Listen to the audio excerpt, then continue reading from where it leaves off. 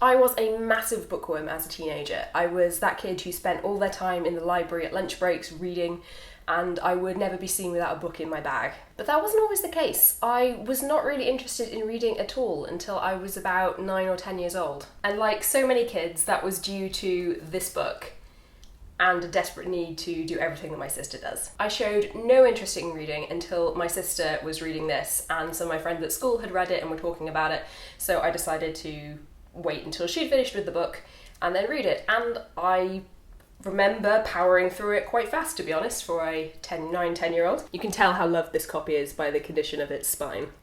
So once I'd read the first book, I read the second, the third, and I think Goblet of Fire had been out a little bit at this point, or had just come out, or something, or was about to come out. I can't really remember. I think it was around the point of Goblet of Fire anyway.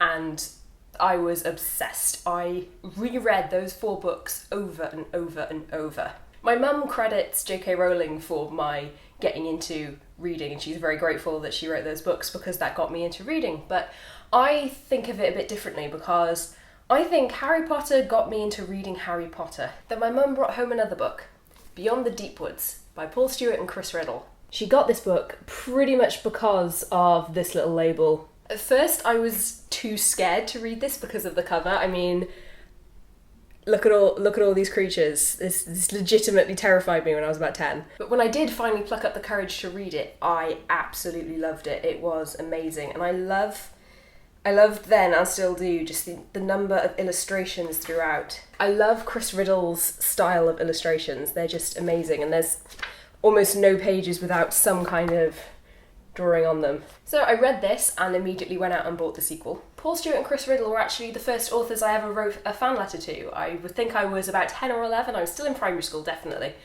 And they wrote back and they sent me a autographed dust sleeve for their new book that was about to come out, and oh my gosh, I was so happy, I was so excited. Around this point was when I would say my reading addiction began. The next author that I properly obsessed over was probably Darren Shan. His Saga of Darren Shan, which is, I recently reread this and it's just as good as I remember. Sometimes when you reread something from your childhood, you realise how simplistic it's written, and that kind of spoils a bit of it, I guess. But oh, I still absolutely love this. If you like vampires that are still fairly gory and graphic, and there's a lot of violence and death, these are good. Another author that I absolutely adored was Katherine Roberts. This is the Songquest books. I can't remember if they actually had a series name of some kind. I can't remember, but yeah, I think of them as the Songquest books, and they're just this amazing fantasy story about this weird land with magical music, basically. It's so cool. And I love the cover for this. I just think it's so cool. It's so pretty. I love the art style. I've drawn this over the years for art projects and just for myself. When I get a new art medium, I just like copying this. It's just so nice. And she recently announced on Twitter that she's doing a sequel to a standalone book that she did like 15 years ago or something ridiculous.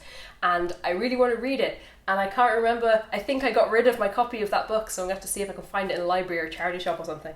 As I got a little bit older, I started to like books that had slightly more interesting themes, I guess, that were slightly more, not necessarily mature, but complex, less just kids wandering through fantasy world, great things happen to them. So I put these two together, William Nicholson and Garth Nix, just because I feel the same kind of vibes from the two of them, just young people involved in a world that is very complicated with dangers everywhere, on a mission, and awesome if you like sort of adventure, fantasy-ish stuff. Well, there's more fantasy than this, I guess, but there's some fantasy in this. Not necessarily in this one, maybe more in the sequels. But anyway, these, I don't know how many times I've reread these. They're just amazing. Both of these series. Read them, they're good. I didn't really read much in the way of your typical teenage girl fiction. It just didn't, I didn't really relate to teenage girls particularly well when I was a teenage girl, so I guess that's probably why. The only one that I ever really did read was this one, which is The Dad Dilemma by my sister. And I'm still so proud that she got this published when she was like 14. I'm still so proud of her for this. I know she gets a bit embarrassed about it now because she did it so long ago. But I'm still really proud of her.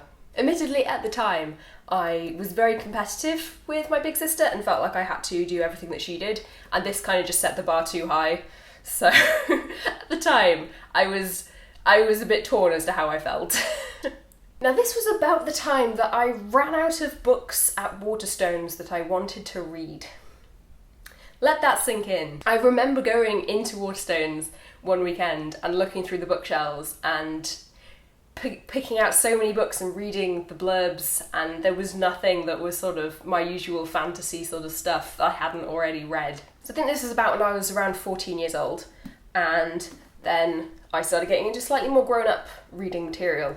It might seem a bit of a jump to go to The Shining, but oh, I love this book so much. It terrified me. This is legitimately the only book I have ever read where I had to shut the book and give myself a break from it very briefly. Like, it's just so creepy. It really, like, anyone who says The Shining is not scary, they either did not get involved in it as you're supposed to when you read a book, or they are just, like, not fazed by anything.